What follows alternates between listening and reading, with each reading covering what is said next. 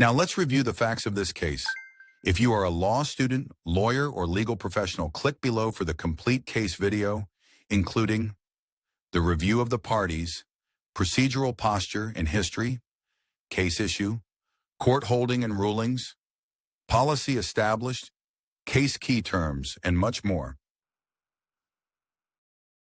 Jacob & Youngs, the plaintiff, was hired to construct a home for Kent.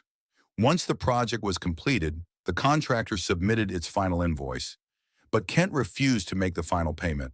His refusal was based on the fact that the pipes installed in the home were not from the specified reading brand, which was outlined in the contract.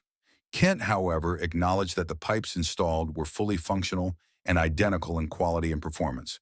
Despite this, Kent demanded that the pipes be replaced with the specified brand, arguing that the contract required strict adherence to the agreed terms.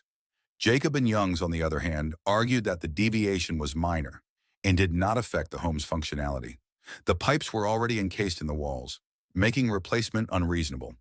With no agreement on the issue, Jacob & Youngs filed a lawsuit claiming substantial performance and seeking the final payment. The court ruled in favor of the contractor, finding that the deviation was not material enough to justify withholding payment. Kent was ordered to pay, with damages limited to any difference in value, if any.